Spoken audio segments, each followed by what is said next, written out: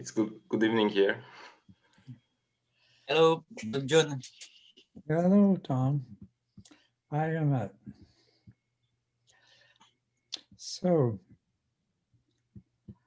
Jared, welcome. Okay. Namaste. All right. I hope everybody's doing well today.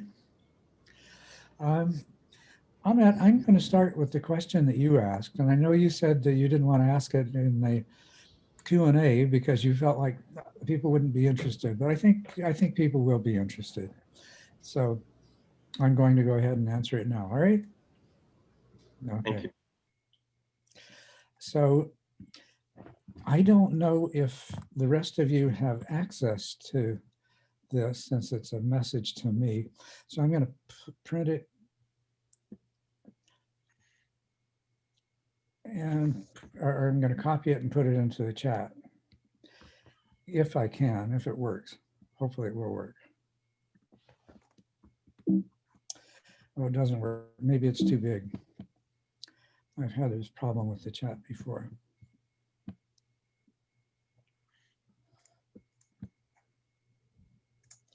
So I'll try breaking it up into smaller chunks.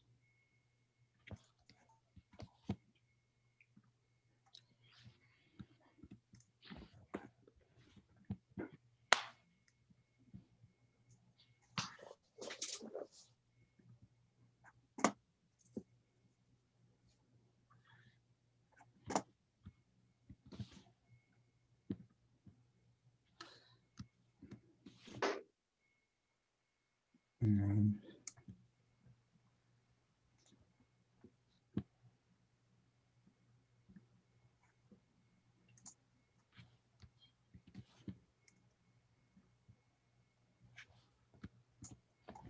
there, now everyone should have access to this question. So Amit says, I've been reading a book by David Hume named An Inquiry Concerning Human Understanding.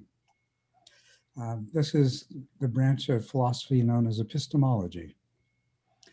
In the book, he says that the law of causality is a view that arises because we've been seeing since our birth that every phenomenon is accompanied by another phenomena right before it occurs. And therefore we conclude that the first phenomenon causes the arising of the second phenomenon. However, he argues that there isn't any necessary connection between two phenomena. In other words, we can't know for sure that one phenomenon will cause the arising of the same phenomenon in the future simply because it did so in the past. Now that is a very valid comment. This is something that is recognized widely in science, that the correlation of two events does not imply causality, okay? There are many explanations for that. But this actually runs much deeper than that, and let's take it more deeply. For example, we see that every time we see a ball hit another motionless ball, the ball that is motionless starts to move. Therefore, we conclude that the impact of the first ball caused the motionless ball to move. However, there isn't any necessary connection between these two events that indicate that this impact must give the result of the movement of the motionless ball. We can easily conceive another outcome that follows the moment of impact, like two balls become motionless after impact.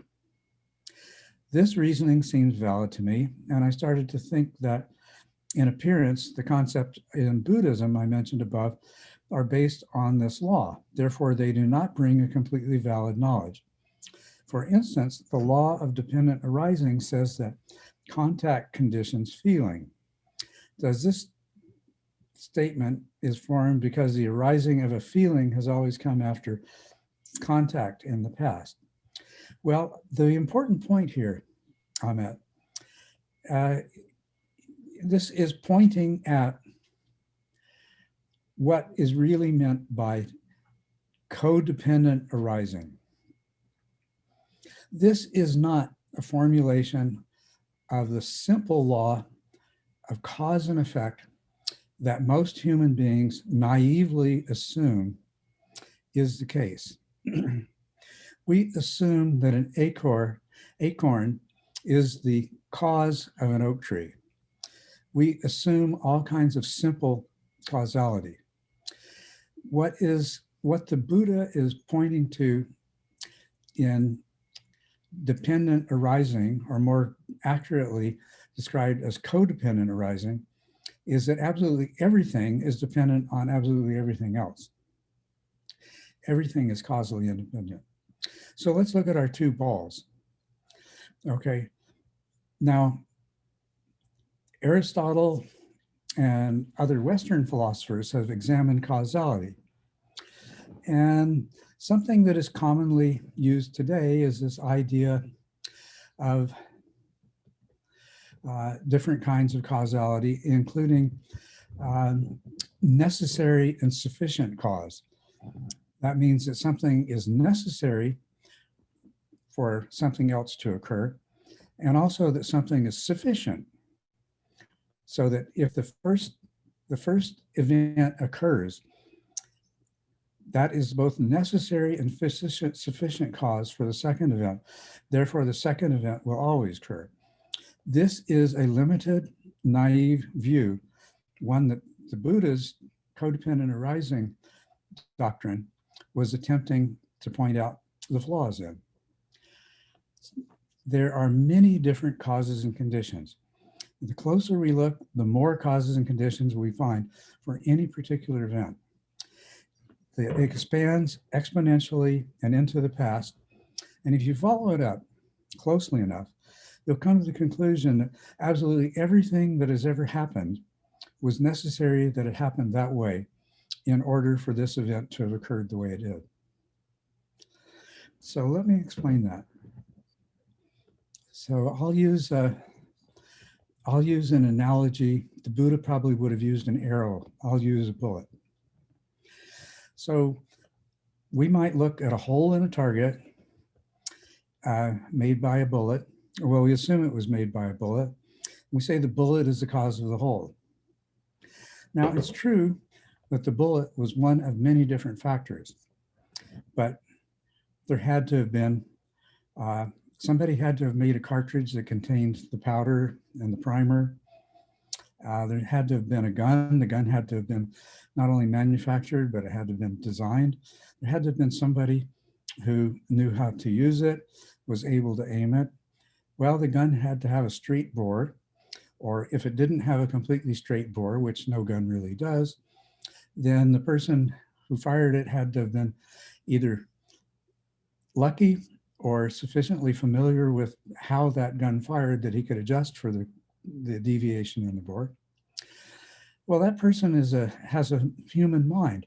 So he also had to have a reason for firing the gun that made the hole in the target. So there's even a teleological cause. There had to have been a reason extending into the future that contributed to this hole in the taper target. You see what I'm saying? Now, if we look at any one of these causes and conditions, you know, the gun, the cartridge, the powder, somebody had to make the bullet that was put into the cartridge, all of these things, every single one of those only occurred in dependence upon a large set of causes and conditions. And do you get the idea? It expands exponentially and ultimately infinitely. Where can you stop and say, well, this was necessary and sufficient cause? A collection of 100,000 factors by itself is necessary and sufficient. Well, each one, you look at even the most remote factors, and they in turn depended on a whole bunch of other things. You get the idea? One of the things that Hume is pointing to here also is emptiness of our perceptions. That what we perceive in our mind does not bear the kind of correlation with the facts that we assume based on it. Okay, that for the most part, it's limited to what serves our needs to explain things that are going on. And it may not be very accurate explanation at all. As a matter of fact, look at all the things that humans have believed in the past, that the earth was the center of the universe, that the sun and the stars revolved around the earth, all kinds of things like that, right? So this is pointing to the Buddhist idea of emptiness. It's also pointing to dependent origination. These are two hugely powerful things. I should say codependent co-origination would be a better way to describe it. So this is very coincident with the Buddhist ideas. It's not a departure from them, and it shouldn't cast any doubt on these. Linear causality, simple causality, is a huge illusion. It's convenient because it works. If you don't have a grain of wheat, then you can't grow a wheat plant. Simple enough. But anybody that wants to grow a wheat plant from a grain of wheat knows that they have to have water and sun. Well, do they really have to have sun? No, they could use a grow lamp. They could grow their wheat stalk in the basement, right? Even all of these different causes have different, we could say the sun is a cause, but there are alternative things that could play the same role. So the complexity of the situation goes way beyond the acorn causes the oak tree, or the grain of wheat results in the wheat stalk growing. All of these other factors. And as I say, the closer you examine them, the more they multiply exponentially. Now, does that make sense to you, to everyone? That is really what codependent co-arising is really all about. And you quote here, the arising of feeling has always come after contact. I know these concepts are profound, and my understanding of the words feeling and contact is not deep enough, and the concept is probably different than the appearance. Well, it's not your understanding of feeling and contact necessarily that makes this statement appear to be in conflict with what Hume says. It's your understanding of the word conditions. Contact conditions feeling. It is one of many causes and conditions. So contact refers to contact of the sensible object with the sense organ and with the mind, okay? So the eye, light reflected off of an object strikes the eye, it goes and it produces an image in the mind. So that is contact. But look at all the different causes and conditions that are necessary. It's more than just the light striking the eye. To begin with, the light has to be we can assume that the light's in the right wavelength. It's not ultraviolet or infrared. But there has to not be something in the way. The person's eyelids had to be open, for example. The object had to be there for light to reflect off of. There had to be a source of the light that bounced off of the object. We could just go on and on and on, and we'll find exactly the same thing that we did with the billiard balls, or the hole in the target, or the oak tree, or the wheat stalk, or anything else. So contact conditions feeling. So contact is only one of many things that serves as cause and condition for the arising of feeling. Have you ever had feelings arise that had nothing to do with sense organs? Well, of course you have, right? You can imagine something where we can say, okay, well, that's the mind sense. Well, that's a good way to get around that. We include the mind as a sense. Say, okay, it's contact. And that's exactly what the Buddha does. He makes this statement all-encompassing by including the mind sense as one of the 6 senses. So, but if we just think in terms of the 5 senses, then we see the mind sense can be something that it's not a physical sense organ, except perhaps in the sense of the brain, but that gets into a whole different discussion, all right? So I'm glad you brought this up, because I'm glad that I was able to clarify that there is no conflict between what Hume is saying and what Buddhism is saying, but most especially because most people don't understand the true ramifications of dependent arising. The real importance of dependent arising is that absolutely everything is interconnected. That's what's important about that. We already know the simple law of cause and effect, but the simplicity of that idea is an illusion, and it contributes to our delusion of a separate self, for example, of things being self-existent, for another example. This is true of all of these really important aspects of wisdom. We can take, for example, impermanence. Well, any fool that you walk up to on the sidewalk is going to agree with you that things are impermanent. Oh yeah, I know things pass away. I mean, I've even read that someday the sun will burn out. So someday the universe will come to an end. So anybody, if any fool knows that, well, what's the big deal about impermanence then?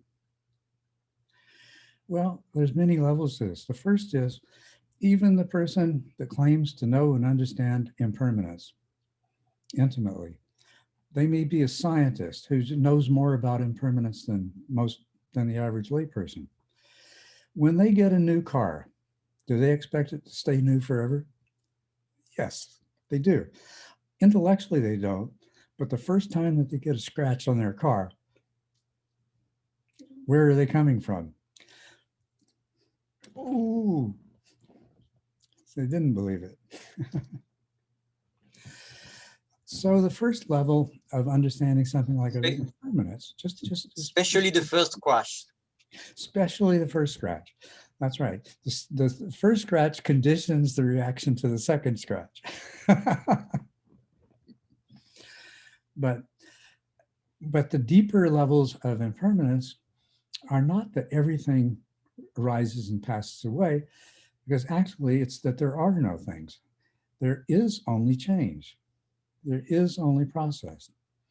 So arising and passing away doesn't tell you much more than the average person on the street already knows, although they don't believe it at a deep experiential level until they're forced to by circumstances. They may know it intellectually, but not in a deep intuitive sense. But arising and passing away is only bringing what everybody already understands intellectually into an experiential framework. The true meaning of impermanence is that there is only change, there is only process. It's just in the same way that codependent co-arising is not about everything is due to causes and conditions, but that when you examine causality closely, everything throughout time and space is interconnected. Everything is causally interconnected. Everything is conditioned by everything else. So it's a much more profound understanding. So I hope this discussion has been helpful to you. Anybody like to comment?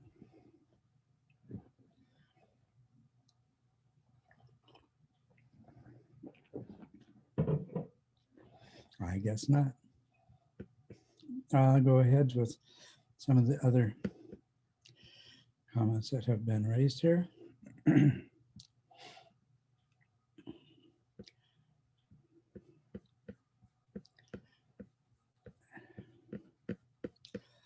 have to scroll down and find just take a minute here just to find the questions in my.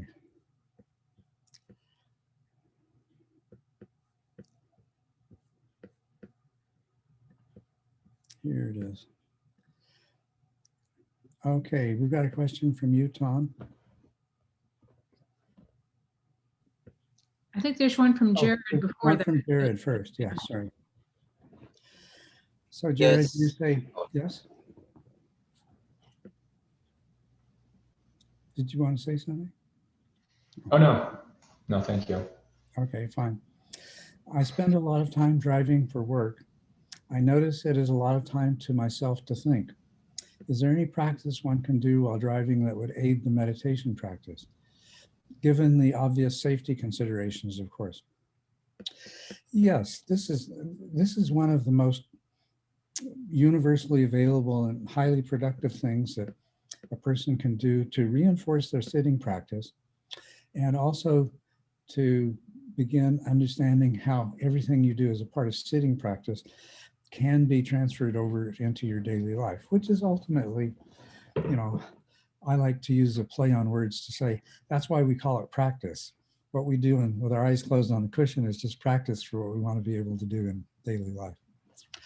So yes, now what you wouldn't want to do while driving is to focus your attention closely on the sensations of the breath, because that might make you more accident prone. What you can do is just simply choose something much more appropriate to focus your attention on in a relaxed and observational way, the same way you would be observing the sensations of the breath. Observing all of the sensations that arise in association with driving. A lot of them are visual, but there's also some proprioceptive ones. When you're turning a corner or when you're even shifting lanes, you are very sensitive to the effects of gravity and motion on your body. It helps you adjust how much you turn the wheel. Same way with how rapidly you press the accelerator or the brake when you need to start up from an intersection or when you need to slow down with the vehicle in front of you, right? You can practice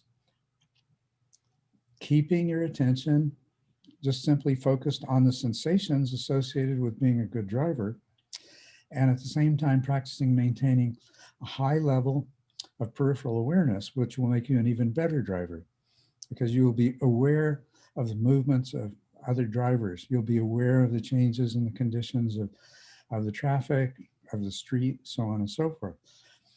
You can just practice being more fully present for driving. And that can either be part of the same practice, or it can be something you do differently. To just being totally present would mean disciplining yourself not to think about what happened before you left home, not to be thinking about what you're going to do when you reach your destination, but to just be present with what's happening in the moment. You don't even have to go as far as exercising more stable attention on the sensations. Just focus attention and awareness on the present as opposed to the past and the future. There's many things like this that you can do. And as you go along in the practice, you'll find more and more ways to apply this. As you begin to develop introspective awareness, and as it becomes more metacognitive, you can drive in traffic from this metacognitive perspective. It is extremely powerful. Okay. Do you have any questions? Or, oh, Elizabeth wants to add something. Just depending on when you're driving or where, if it's traffic or if people are being really annoying, then I found metta when driving for myself and for the other drivers, also a very useful practice. So if you're dealing with a lot of traffic, sensations are good, but metta may help too, of just compassion for yourself and others, as opposed to getting annoyed. And and also just as Culadasa was saying, of just observing. So observing your reactions. Well, as a part of practicing metta, what you would want to do is notice your own reactions. Are you feeling annoyed? Are you feeling impatient? Are you feeling frustrated? Are you feeling happy because you're in a hurry and the driver in front of you is also going fast? All of these different things. All of this is very fruitful to bring into your awareness. If you find that you're annoyed or impatient or something like that, wonderful opportunity to practice metta. Thank you, guys. As you were speaking, what became immediately obvious was that, well, as you said, it's that this being present it's hard to think of things that this won't apply to, that this can be throughout. The other thing that I heard, which I've also noticed in my beginning meditation practice, is it's like there's just as you have the transition into meditation where it starts with just stay with what's present, and then you end up on, now you're going to try to keep your attention on the breath, as you said, to develop, well, I forget the exact word you said, but it's like you're basically studying it more and more, the breath, and it's helping to stabilize.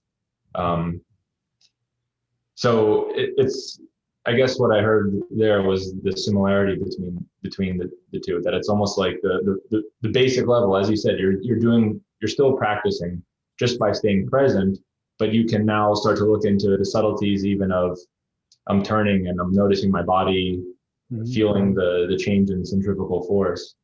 I think there was another question in the list, and then I threw out another one if we had time, but it kind of ties into that. So maybe we can come back to it after we address the next participant's question.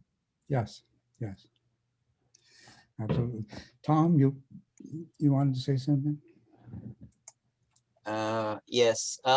This actually trying to kind of meditate while you're driving. This is something I've been practicing quite a while, and I've noticed that when you drive, most of the time your mind is somewhere else. You know, you're not here, and you do it very naturally. You know, actually, if you try to drive and being focused on what you're doing, then you will find that your driving is lower, you know, is getting worse, because you better to just get relaxed with it when you know very well how to drive, of course. So I've noticed that you can keep driving at peripheral, how do you say, peripheral awareness, you know, like, and you can focus on your breath. Really, you can really do it. I mean, what I do, I just like meditation. I get my main focus is my breath. So I kind of count 1 to 8, each in breath, out breath, 1, and on and on and on and on. And it works really well, because, but I just give, the trick is that you must give more intention to your peripheral awareness, that you really are focused on your peripheral awareness, which is driving, but you cannot stay on, you cannot bring this on the first place. So you need something to focus, but instead of going into wild thoughts or whatever, you just keep on the breath, like you get a focus, and you can drive really well doing that. You know, it's just amazing. And so I just realized that, wow, it works really well when you drive. You know, you just like focus on your breath and get more peripheral awareness. But of course, if you've been practicing meditation for a while, it helps. It really helps. But my warning would say that if you haven't meditated too much, it could be tricky. So if you haven't have experience, it's a wonderful exercise. That's what I wanted to say. Wonderful. Thank you. That's I don't know if the Culadasa would agree. Yes, it really is true that there are many activities, including driving, that don't preclude following the breath. One of the things about driving that you will notice if you start being more present is the degree to which a lot of your driving, the majority of your driving, is completely automatic. And to a certain extent, if you try to take over from that automaticity and drive consciously and deliberately, you don't drive as well as if you just relax into it and let it happen. That's an important observation in itself. There is a limitation of attention. It's like, it would be like trying to drive in reverse and seeing everything in your rearview mirror. There is a time delay, and there is a distortion that happens when things go from awareness to being done only through attention. And you can't drive. Well, as a matter of fact, you can probably remember when you were first driving. You were driving totally consciously, and you noticed that your vehicle is starting to veer, so you would correct for it, but you'd overcorrect, and then you'd have to recorrect and things like that. And you were slowing down because the faster you were going, the bigger the deviation those overcorrections would create. Same thing with stopping and starting and things like that. If you try to get overly attentive to your driving, in subtle ways, the quality of your driving will deteriorate. Whereas you just relax and let it happen automatically, you can observe it happening. So you can definitely follow the sensations of the breath at the same time. There's plenty of room for that. Yes, Elizabeth. Yeah, I think that's really the point, is it's when you're doing something like driving, then the idea is to observe that and maybe even observe the automaticity of it, as opposed to going back to, I'm going to consciously do everything, right? It's like walking meditation. The kind of walking meditation where you're very consciously making every step isn't good for when you're actually trying to take a long walk and watching and observing what's happening. And so you don't want to try to bring mindfulness to driving by consciously taking each action. You want to observe the driving happening and observe what's going on.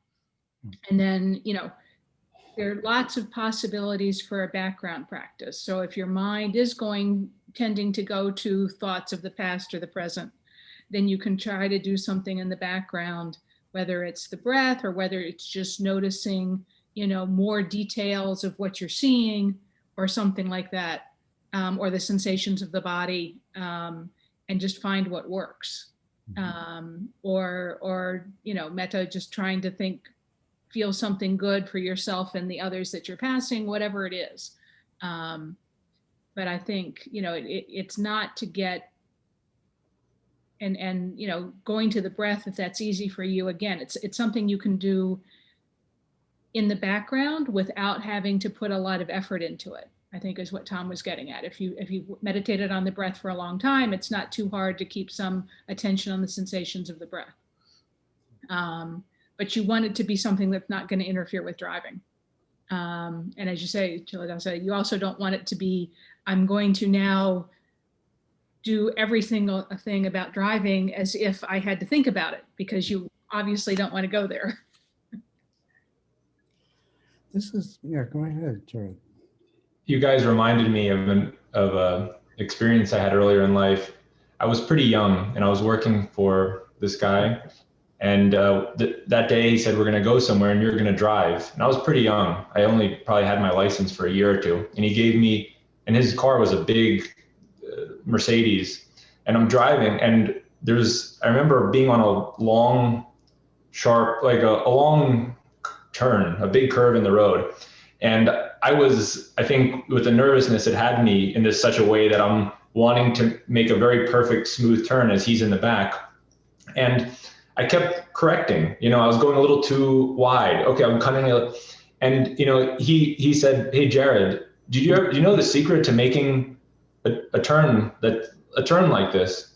And I said, no, what's the secret? He said, if you just look where you want to go, you don't even control the steering wheel. Actually, you will make the perfect arc right to where you want to go. And I was amazed because it basically did that. But I think it's kind of what you guys are all pointing to here, that, to some degree, if we try to use just the attention to dissect the probably million things that are actually happening while we're driving, we'll never be able to do it as using.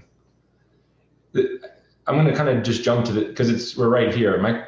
It sounds like there's this balance, and a reminder that I'm very new, stage 1, stage 2. It seems like there's this balance of if you put too much attention, on the breath, and I say, I really want to only think about the breath and the subtleties, it ends up destabilizing. And versus maybe backing off of that, and it really does feel like multitasking. And my question, I said, it's like when you're doing laundry and watching the breath, or you're talking to somebody who, while they're talking to you, they pick up the phone and they start texting, and you say, I can hear that you're not totally here, that there's this balance of it seems like there's like an ultimate, an optimal balance so that I don't totally forget my breath. But I also hear that it seems like there's, I read one stage or ahead or two stages ahead, and I'm thinking, man, this is some pretty in-depth attention to the breath, and it's, man, quite some subtleties. And if I were to practice that now, I definitely destabilize. So is this am I on the right track? Is it that there is this sort of balance of finding what balance do I need to keep so that I do not forget, or that I do remember my breath? Yes, absolutely. You're absolutely right. There is a balance. It's a very important balance. One manifestation of this is the what I refer to as optimal interaction of attention and awareness.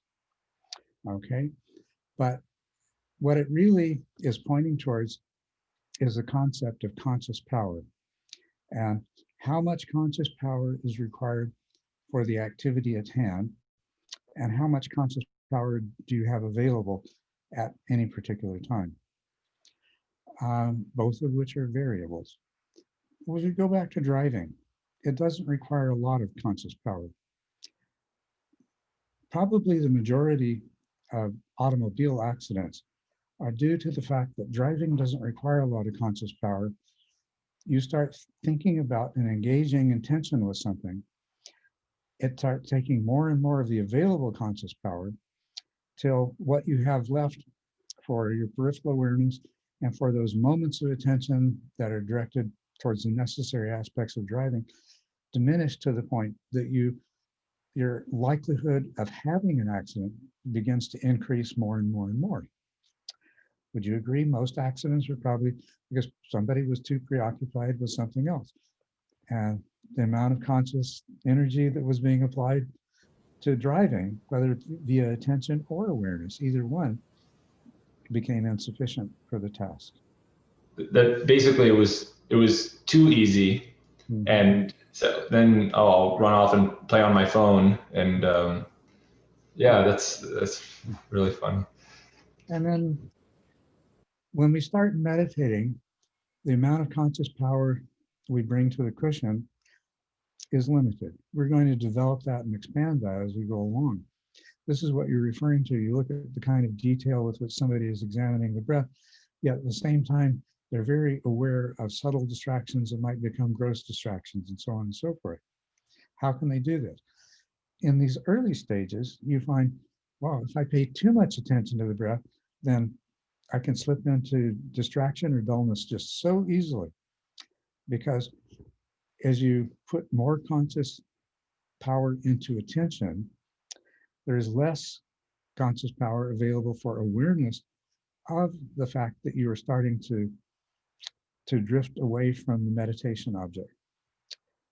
So you talk about, I think in your latter question about if you focus too closely on the, I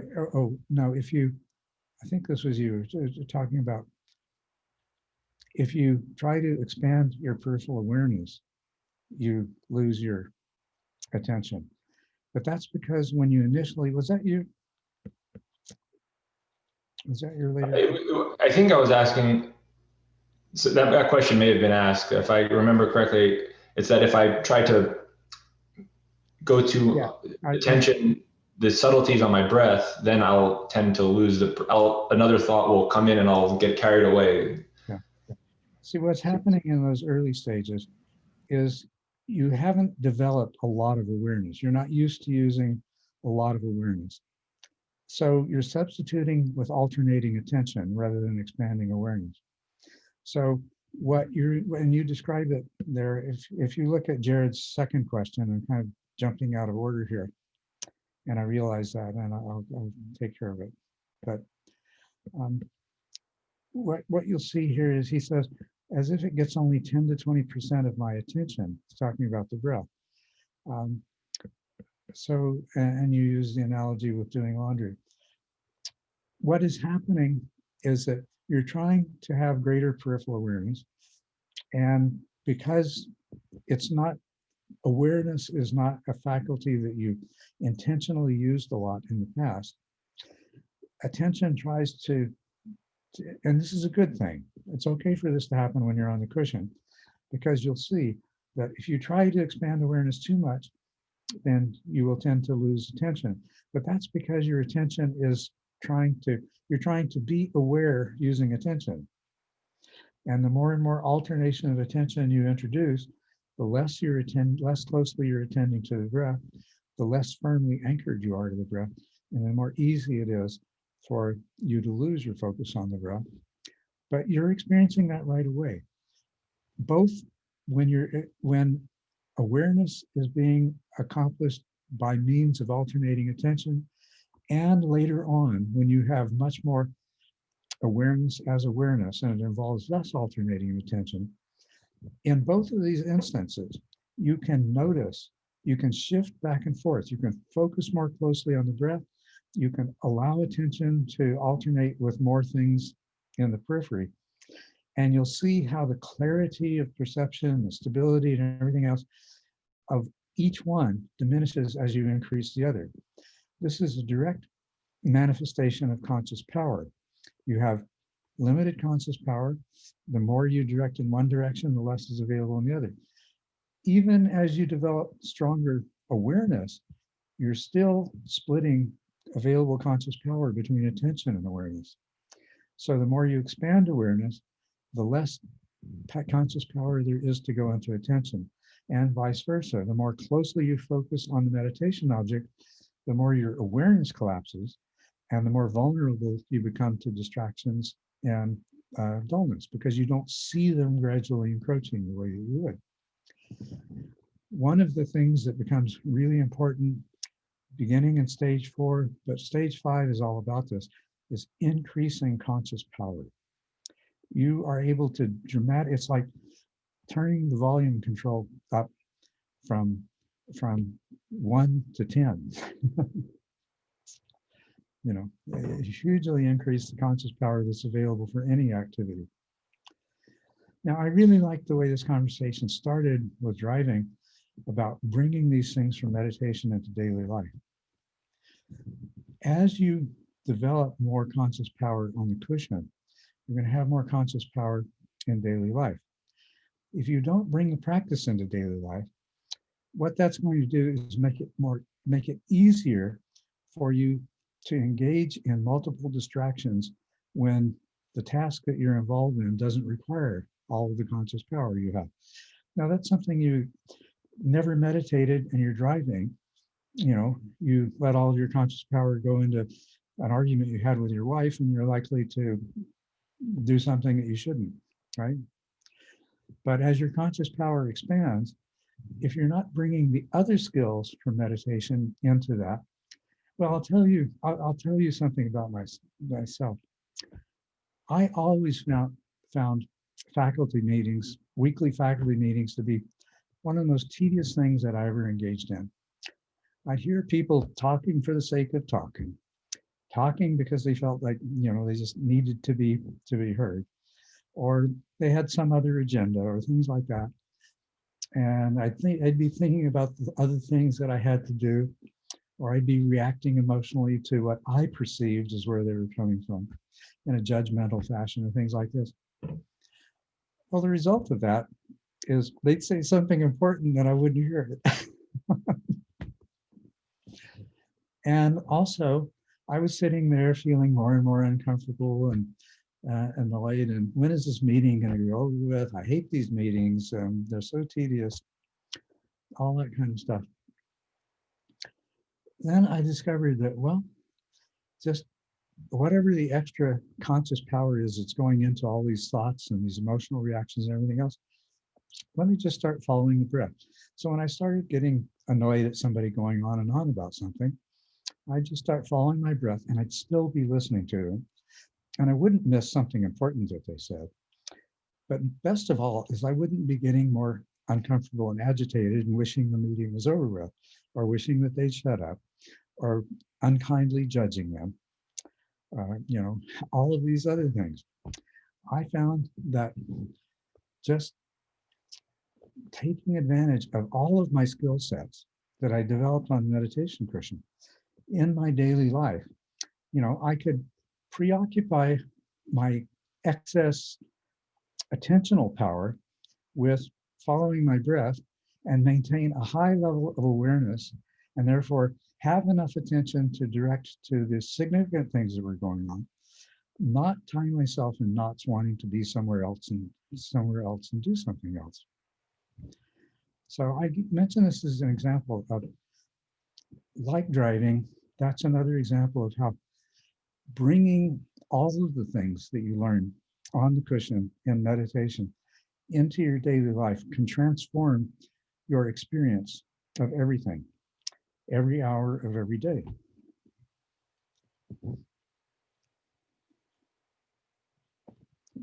You're still muted, Jared.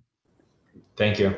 So in that story there, you were, those thoughts, what did this guy say? Did he really make that critique?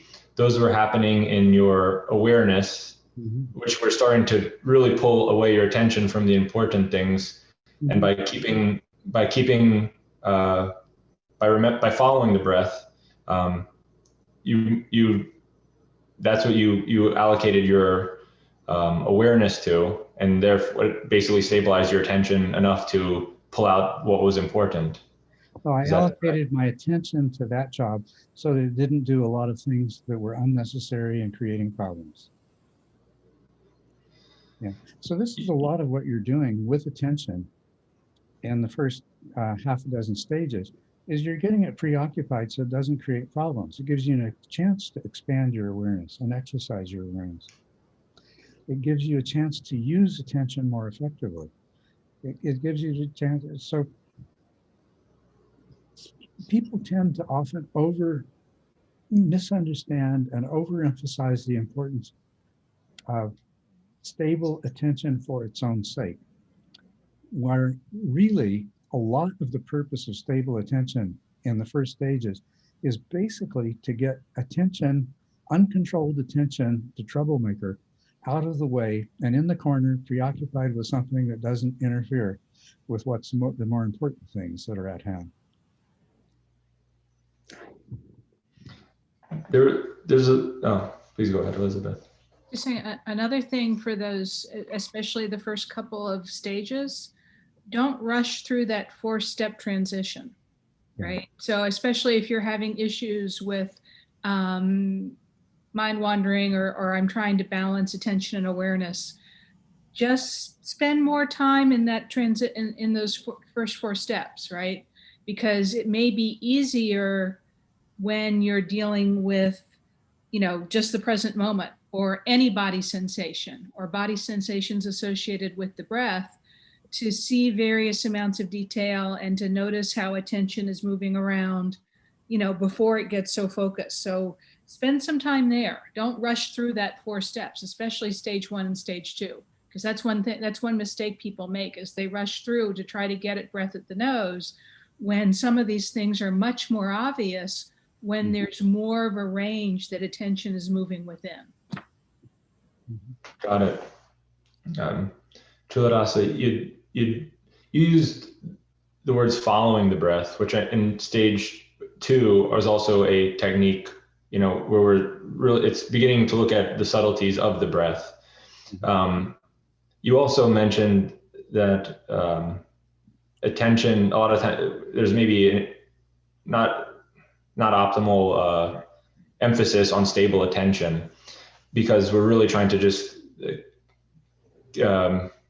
prevent the mind from wandering for the first 6 stages. This, I don't even know where I got this. I don't think this came from your book, or if it was, but you used the term following the breath. And then I remember when this phrase came into my head, remembering the breath. And following the breath seemed more engaging, like my attention is directed at the breath, versus when I thought of following, you had some in the book, it said, don't try to cross everything out. Don't try to block everything out. And maybe in my mind, I'd said remembering the breath, and this made it feel, I was like, oh, as long as I remember the breath, I'm good to go here. Like, I don't have to keep a grip on everything going on. So I guess this is, so tying this back to what you said there, that it's that not to focus too much on stable attention for stable attention's sake, that what it is to really the first several stages here, if I can prevent the wandering and forgetting, that is far more important than stable attention. Right. Yes. Okay. Attention is used to being able to commandeer all of the available conscious power. What you're really looking at is expanding the capacity of your conscious awareness, not just the attention component, but the rest of conscious awareness. So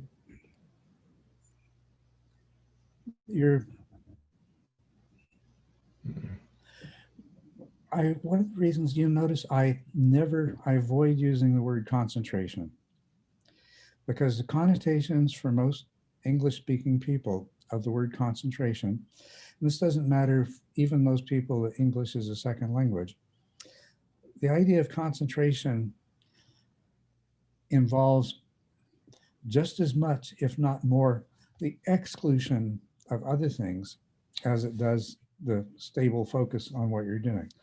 When you were trying to concentrate in school or doing your homework or something like that as a child, that of course involved the component of focusing your attention on what you were doing. But as much or more so, it involved excluding everything else.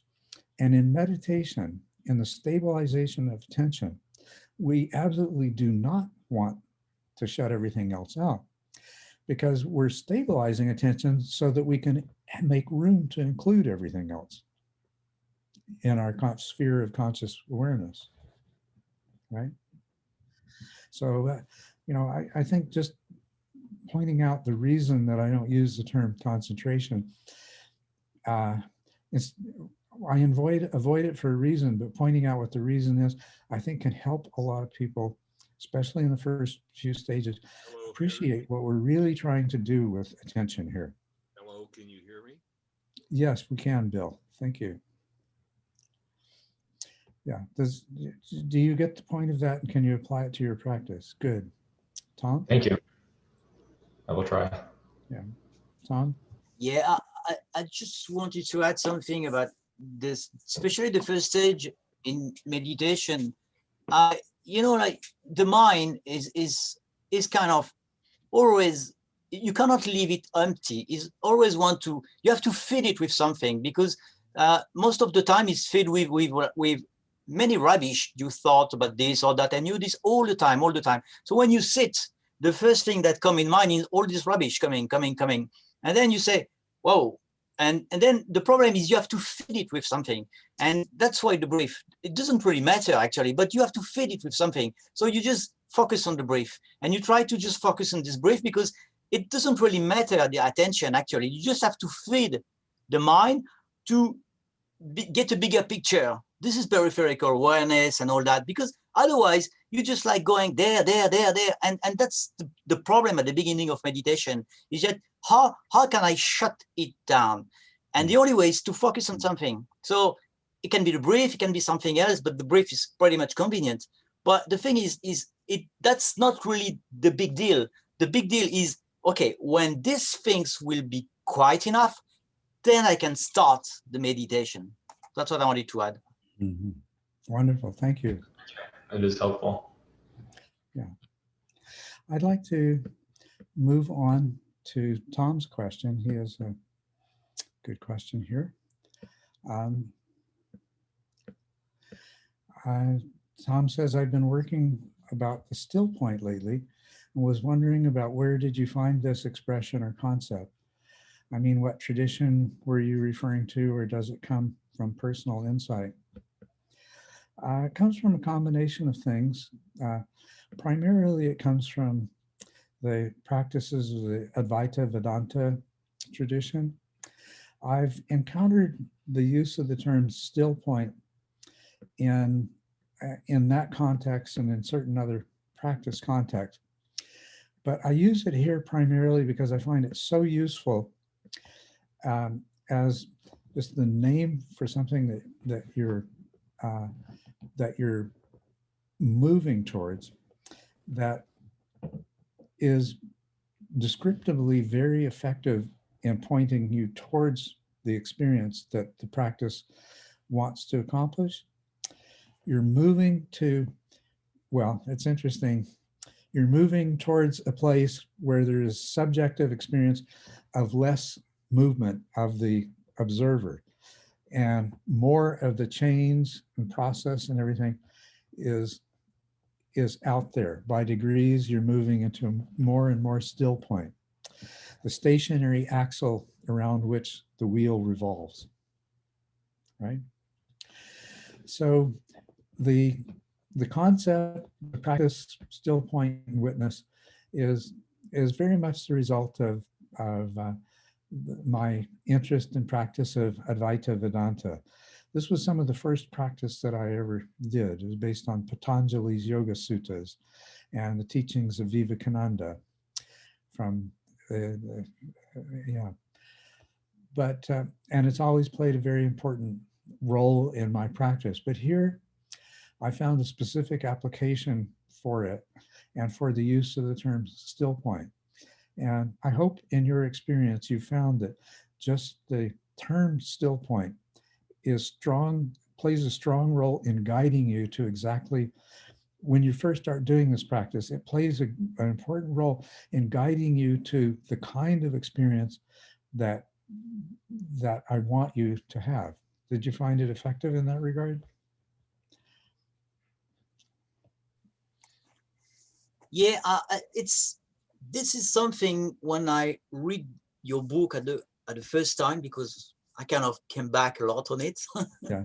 from time to time, and I just found it like, well, what about this still point? I mean, is it some kind of, exercise or whatever? And I was saying more this way at the beginning. I was saying, well, it's a sort of, when you reach that point, that kind of level, then it's a sort of exercise. But after coming back to these things, I really, I just realized that it was the center of my whole meditation was going toward this still point. And it was quite amazing because it helped me a lot to understand, like from the still point, I could understand the whole way I was going through from my meditation.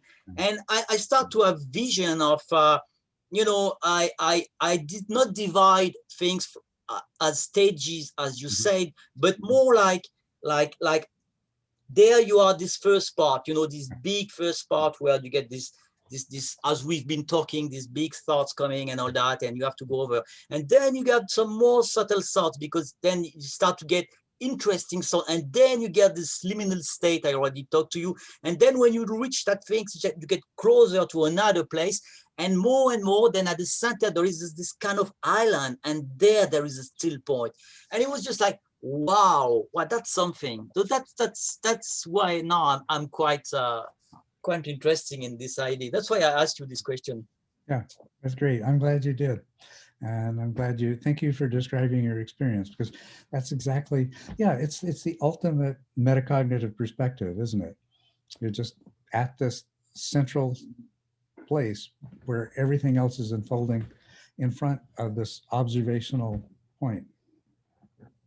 Yes, exactly. It's a bit like, imagine you are at sea, and the still point will be like I don't know the English word, the far, where this light goes, like on the mountain, and this far. Right. In French is far. I don't know in English, I forgot. And so this very tiny light at the beginning, because of the wave and all this, you don't even see it. And sometimes you just eventually see it. But the more you get closer, the more this light becomes bright light, and then you can reach this light. And even when you reach this light, then you enter a sort of another space where you are there, but what's there? And that's it's like it's the center meditation. And then at this stage, most of the time, my body feeling are gone, my thoughts are completely flat, and it's just like, wow, there I am to this light, and now what? And that's the thing I'm working on, because it's just like, oh, because of this still point, now I go quicker and I stand back. I get more perspective. I see it in, like, I can just like zoom in different direction because of this still point. So at the beginning, these things was just like, this is just sort of exercise, like yogi exercise. But at the end of the so that's how what I realized. Yeah. Wonderful. Wonderful. Yes, and it's the gateway to a lot of very deep understanding, the experience of the witness, and then asking the question, who or what is this? Yeah.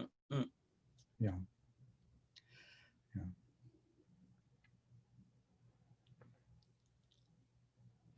I'm so glad that you are practicing the still point and the witness, and that you're at that place with it. You're on one of the most wonderful parts of this adventure here. I think this still point give me some very different understanding of the all things. It just like helped me to, before I was just like, I could go very deep in meditation, but it was just like part by part, oh, there you are, there you are, there you are. And the still point helped me to just see this as a whole. It's more like, oh, it's like a territory, and now on this territory, because of this point, I can see the whole place. So I might not reach the center because I have good day and not so good day, but it's just like, okay, it doesn't matter, because I know where I can find myself in the territory. And that's something I really appreciate. Yeah. Wonderful. So thank you. You're welcome. It's exciting to know that you're there. Yes. So let's see. I don't think there are any other questions. Well, let me check and make sure that we've adequately answered Jared's second question. I think we have. Yeah. So let me just open this up to any questions that anybody would like to ask. Thank you for joining us, Bill. If you've come with something on your mind that you'd like to talk about, please go right ahead. Oh, I was just going to ask a question related to the sort of history that you sent out. And you may have already answered this, but you said that you were spending more time with non-dual practice or something like that. Well, I don't think I used those terms, but that is a very valid way to describe it. Yeah. We moved through a whole series of non-dualities as a part of this Buddhist practice. And you can think of you can reasonably think of the entire practice in those terms. For example, even the approach to First Path is about recognizing the non-duality of self and other, right? So this is what dependent arising and impermanence and not self are all really leading us towards, is this real appreciation of the non-duality of self and other. So we move through a series of these non-dualities, and the place that I found that I had been was one where there is a non-duality of the form and formless, that can be achieved by learning to be very, to make it very easily to be basically within the ultimate, but to within the ultimate shift into the relative to function there, and then just step back out of it again. And the other side of this is true too, is when it's necessary to be very much immersed in the relative to access the absolute from the relative, so that it's, in a sense, it's always available. Now, in this case, there is a dualism between the two. You know, the relative is one thing and the absolute is another, and you can move back and forth. And there's actually a couple of different ways. You can move back and forth from within one to the other, and you can also move back and forth from just stepping out of one into the other. But you get very good at moving back and forth. And so you're in this duality of duality of the relative and the ultimate. And so the non-dualism that has been the focus of my practice for a lot of this past year has been resolving this duality of the relative and the ultimate. And so it's just the latest level of resolution of yet another duality that had been a part of my perception, and that I realized it was problematic. And not only that, I was fortunate enough to discover a very elegant description of practice to overcome that. And I don't know, did I miss your question or did I answer it? Is in that practice that you're talking about, is there a technique to that, or is that just something that's beyond a technique description? There is a technique to it, and that's what I found was being described in Dongshan's 5 ranks. Now, it can appear as a description, but it's actually a prescription for practice. If you've been in that place of moving back and forth, as soon as you see it, it's, wow, okay. Because you read through the ranks and you read through them at first. This is the experience I had. And it's like, oh yeah, I know it. Oh yeah, I have that experience. And then you get to the 5th rank and it's, oh wow, this is what's been missing.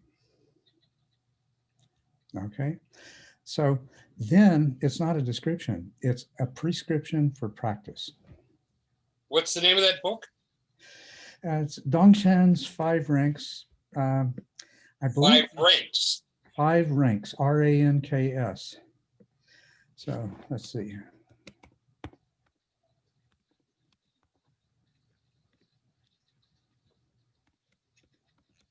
I'm putting it in the chat.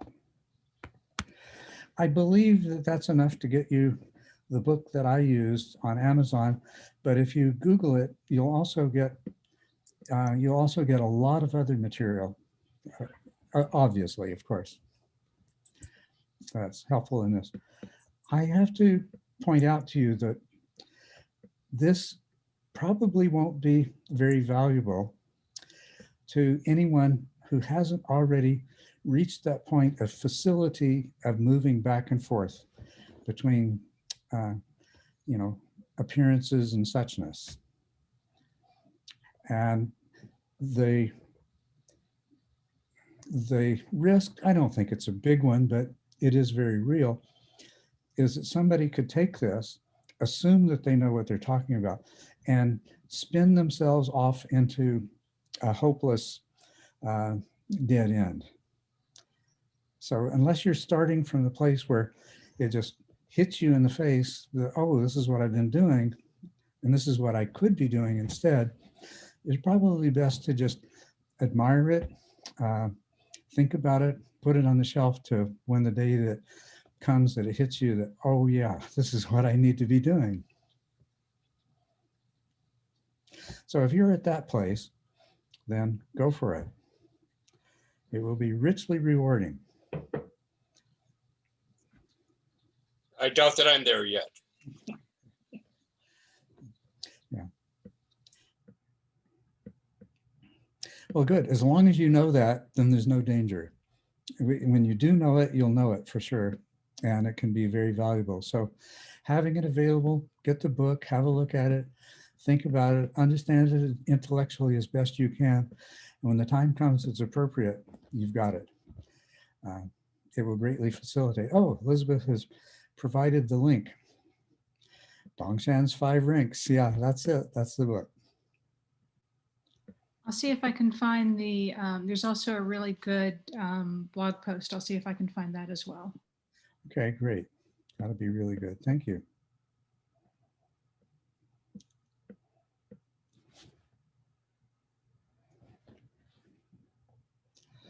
Yeah.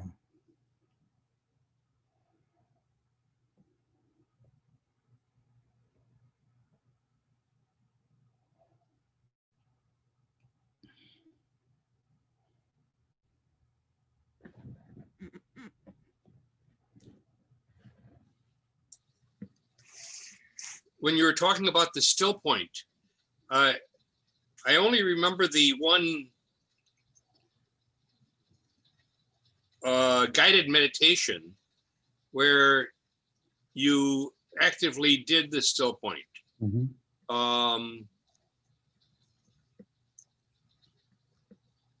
Are there any variations or any other ways of approaching that? Well, Or is mostly by the contrasting? mhm. Mostly by what? Contrasting it with the movement Mhm. beyond the still point. Yeah, that really is what defines this this particular approach to it. Okay, is stillness versus movement, and as with just about anything, there are other ways that it can be approached. But this particular approach was a very early part of my experience, even before I had the skills to apply it very effectively. And so I personally haven't spent much time looking at, or I'm not even particularly aware of other approaches to the same experience. But as with almost everything, there are multiple ways in which you can arrive at the same place. So I'm sure there are other ways of arriving at that same place other than through the contrast of stillness and motion. In a sense, you can arrive at exactly the same place just through the concept of metacognition. As you develop that, you will, that is a way. Now, it's a more, at least based on the information that I provided in TMI, and in the absence of my having developed sort of a path to what corresponds to the still point and the witness, based simply on development of metacognition, it's a little bit vague and undescribed and ill-defined. But I could, if I spent some time, I'm sure I could develop an alternative way to get to that same point just via the concept of metacognition. Oh, Elizabeth has just put up something from T.S. Eliot. T.S. Eliot's a very rich source of beautiful ideas. And yeah, you already know that, Bill. Yeah. At the still point of the turning world, neither flesh nor fleshless, neither from nor towards, at the still point, there the dance is. Yeah, so, all right.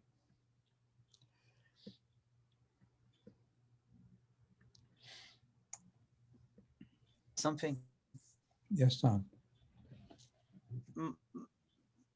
I the first time when I was trying to practicing the still point, I was really doing like an exercise, and it was just like, okay, he says that, okay, you there and there and there. So, well, the problem is at this point of meditation, I don't really think anymore.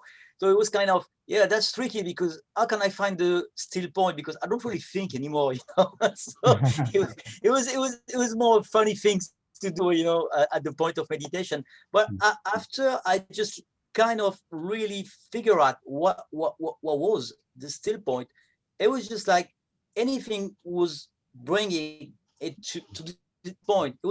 It was not like I did not try to find it. It was bringing. I was carried to this point, and it was just like obvious that yeah, that's it. There you are. You know, and so I just realized that it's not really an exercise, but it's more a place, center place where you can arrive and stay. That's the way I see it now. Mhm. Yes. Yes.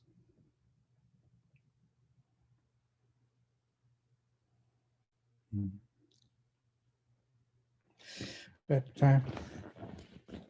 what I was getting at when I was answering Bill's question is that the same paradigm applies to the description in TMI and to T.S. Eliot. And the paradigm is that of the contrast between stillness and movement.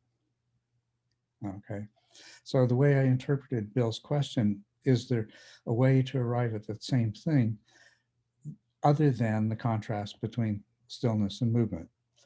And so this gives me an opportunity to point to something bigger, realizing that all of these things are ways of describing, ways of conceptualizing, ways of modeling a reality that is way beyond what is in any model that we can generate. That being the case, that is why there is always going to be other ways of arriving at the same place, because the reality transcends the model, and the model is the basis for us outlining a particular path. And so stillness and movement is such an obvious one to me, and it's so obvious and it's so straightforward that it's a challenge for me to think of another way. But the one that immediately comes to mind is just the expansion of the metacognitive experience, because that is the ultimate still point, is really when you get down to the dimensionless point, right? The dimensionless point with no extension in space, no possibility of movement, around which everything else moves. All movement and change takes place. And so that's why I say it's such a powerful and obvious one for me and in my experience. It almost precludes the necessity to find another place. But had I had a different background, then maybe another approach would have appealed. But even within that paradigm of stillness and movement, there could be other ways of describing the path, right? But you would see the similarities between them would still be obvious, right? Because they're still based on the same contrast. Curious, isn't it, how our mind gets traction through dualities, through contrast?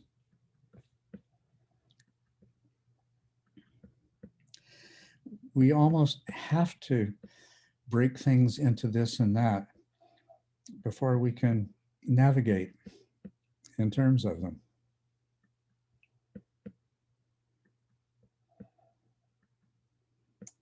Can I add something? Mm-hmm. Yes, please. Yeah, it's what you said is really it's really true. Is like, you know, like we are kind of a manege. You know, it's turning, and the farthest we are, the faster it goes, and everything is confusing. But you know, the more you get in the center, everything seems to be slower and clearer. And the still point is just like you reach the center and it's just like it freeze. And you can see around, but it's just like everything is freezed. And everything that you see around is just clear, simple, no view, no understanding, just like, and the still point is just like, it doesn't turn anymore. That's more, so this is a view, of course, but it's, it reminds me what I, this feeling. Mhm. Yes.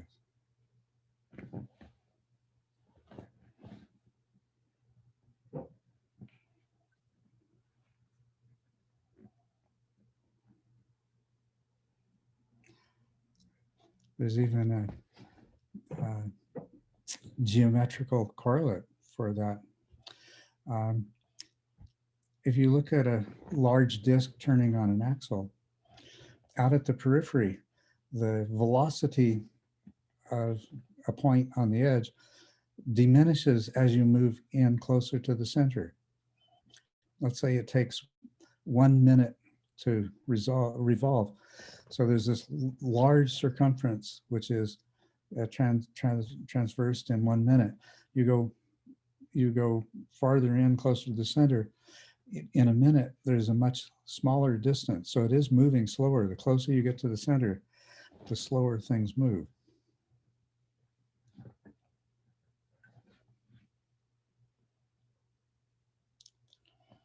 And here we have another polarity, the center and off the center.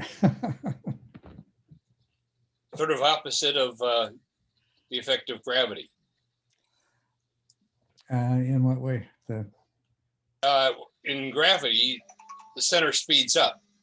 Oh, Everything yeah, everything near the center Yeah. becomes incredibly fast. that's right. The acceleration due to gravity increases as the distance decreases. Yes. Mhm.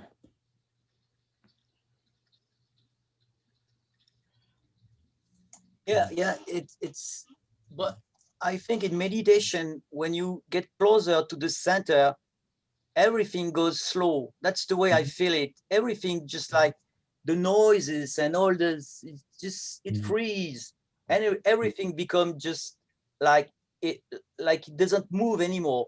But you can still hear, things can happen around you, but even those things seems like they don't really move anymore. Like a sound here, a noise here, a voice here, anything was just like freeze. It's very strange. That's the feeling I have. Well, it's as things slow down. Well, everything, it's like it's in slow motion, and it allows you to see more clearly the details of what's happening too.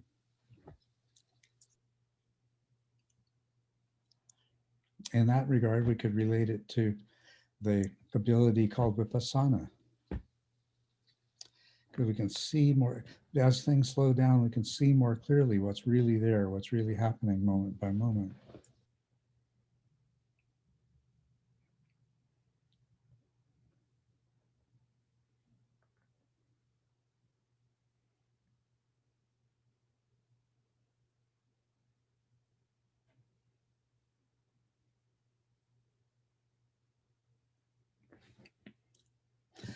Well, this is a lovely discussion. We've traversed the range from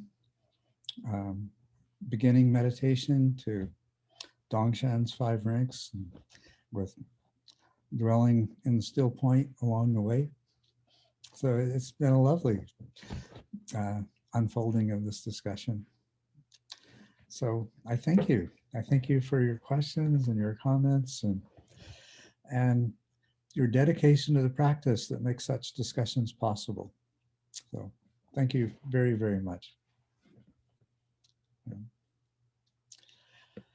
So this is probably a very good time for us to bring this session to a close. And I look forward to seeing you again in 2 weeks. Thank you, everyone. Thank you, Culadasa. Thank you. Have a good Thank day, you. sir. Thank you, everyone. I And really do congrats on that. appreciate you and this opportunity. Thank you.